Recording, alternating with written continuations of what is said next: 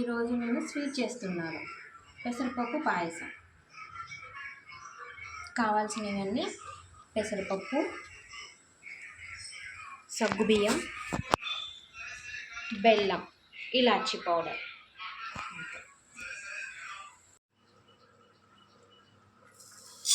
పెసరపప్పుని ఫ్రై చేసుకోవాలండి.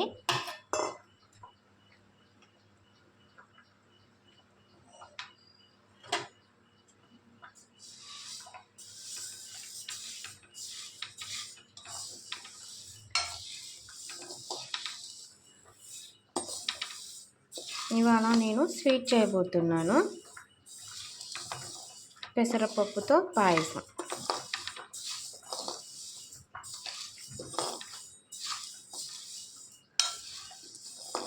ఈ స్వీట్ ఎప్పుడు తిని ఉండరు మీరు.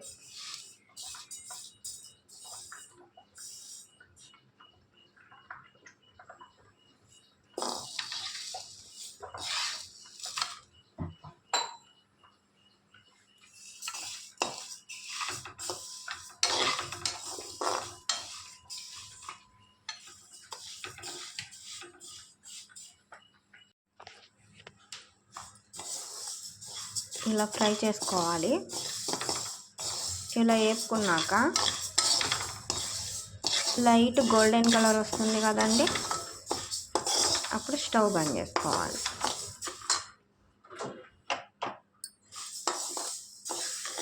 ఇది ఒక 15 మినిట్స్ నానబెట్టుకుందాం. సాబుదాను పెసరపప్పు స్టవ్ మీద పెట్టానండి. కుక్కర్కి వేసుకోవాలి. ఇప్పుడు ఇందులో ఉన్న మిల్క్ వేసుకుందాం. కొంచెమంతా మిల్క్,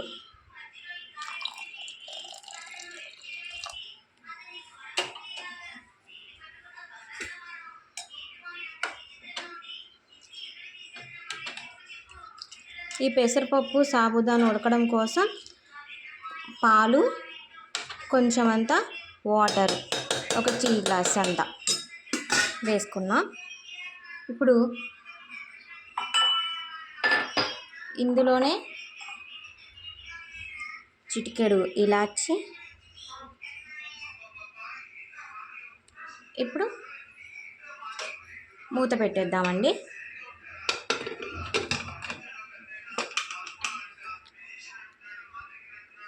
ఒక 2 విజిల్స్ వచ్చేదాకా చూద్దాం.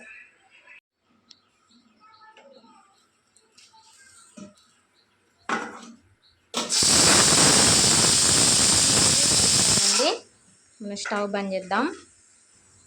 ఈ లోపల బెల్లాన్ని కరిగించుకుందాం.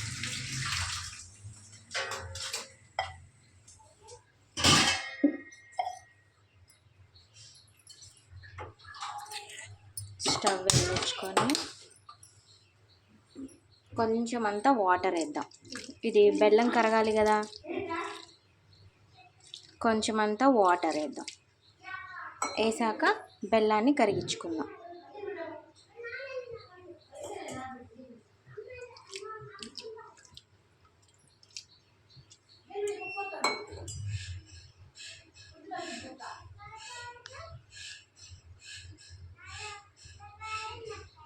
ఈ లోపల బెల్లం కరుగుతూ ఉంటుంది.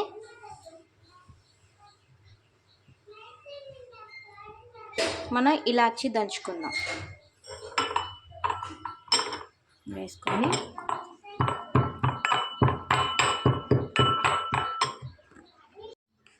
ఇప్పుడు ఇలా వేసేసుకుంటున్నానండి.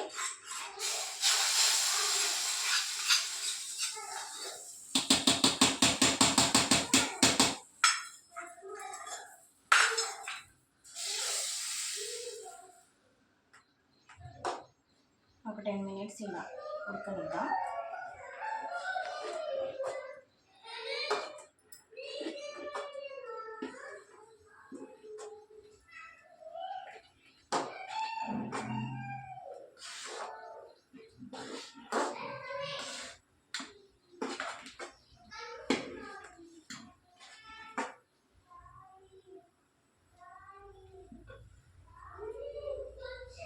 నేను ప్యాకెట్ పాలు ఆడుతున్నాను కాబట్టి మిగిలిన పాలు కూడా పోసేసుకుంటున్నాను.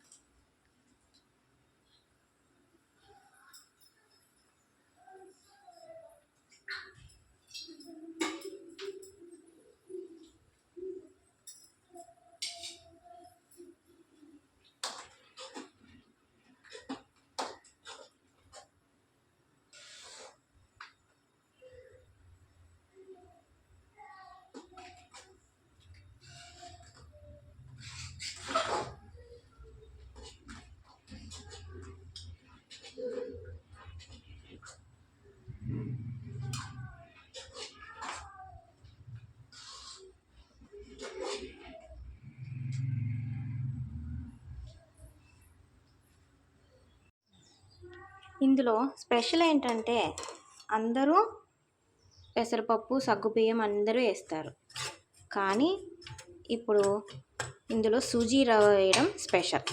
దీనికి స్పెషల్గా ఉండిద్ది, చాలా అంటే చాలా టేస్ట్గా ఉండిద్ది. ఇది ఫ్రై చేసుకుందాం. అదేనండి బొంబాయి రవ్వని నేతిలో వేపుకుందాం.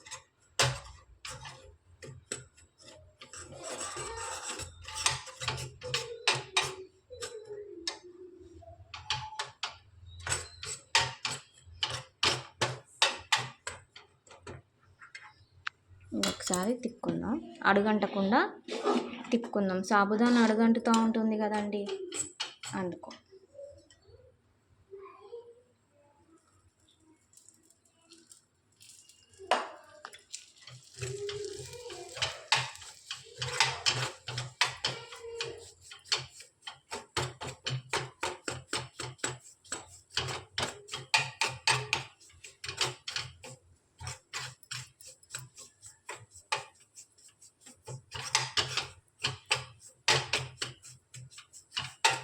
జస్ట్ ఇది లైట్ గోల్డెన్ కలర్ వస్తే సరిపోతుంది, అంటే పచ్చివాసన లేకుండా.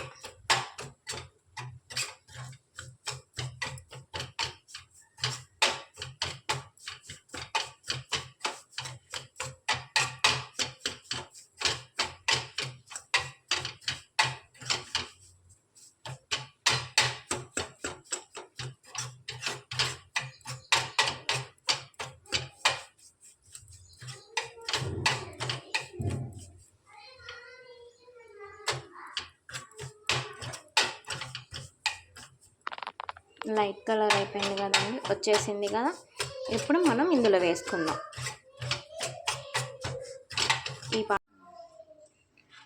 కొంచెం అంత నెయ్యి వేసుకోవాలండి. కొంచెం నెయ్యి వేసుకొని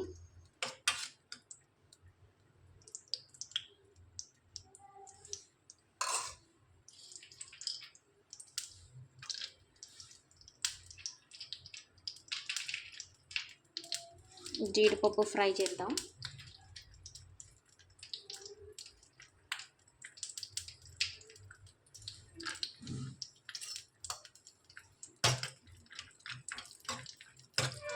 డ్రై ఫ్రూట్స్,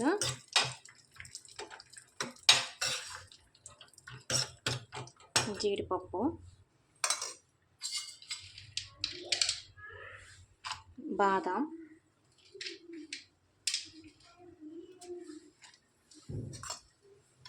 బాదం పప్పు ఫ్రై చేస్తున్నా.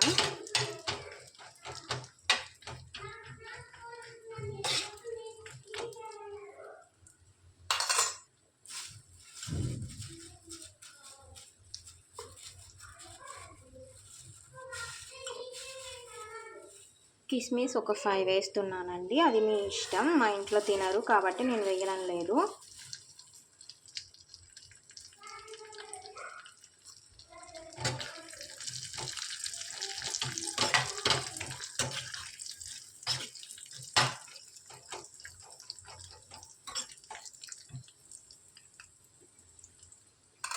ఇప్పుడు స్టవ్ ఆఫ్ చేసుకొని ఒకసారి ఇది చూసుకుందాం, కుక్ అవుతుంది.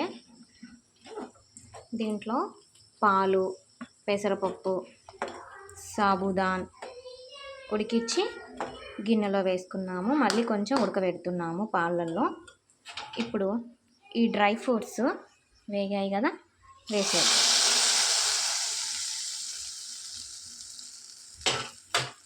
ఒకసారి తిప్పుకుందాం.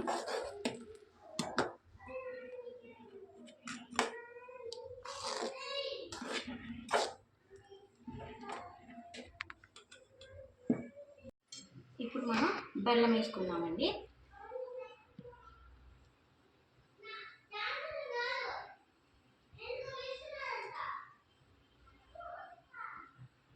సరిపోతుంది.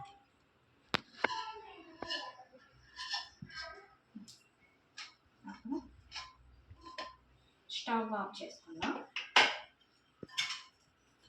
దీన్ని కదల్చొద్దు.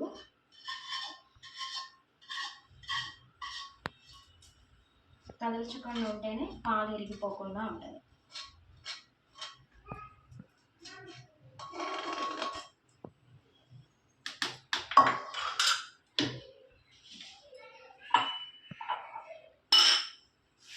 దంచి పెట్టుకున్న ఇలాచీ పౌడర్ వేస్తున్నాము.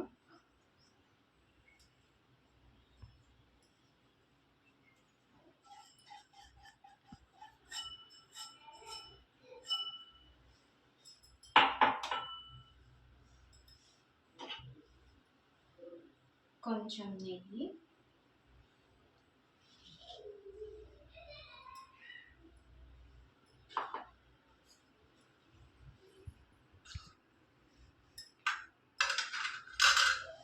స్టవ్ ఆఫ్ చేసుకున్నాం కదండి, ఒక్కసారి ఇట్లా కలుపుతాం బెల్లం కరగడానికి.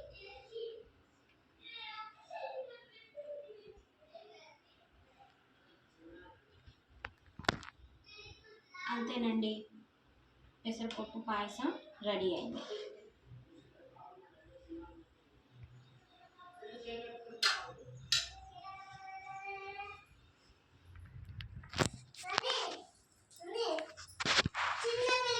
పెసరపప్పు పాయసం రెడీ అయిపోయిందండి. బాగుంది కదా, చూడ్డానికి చాలా బాగుంటుంది, టేస్టీగా ఉంటుంది.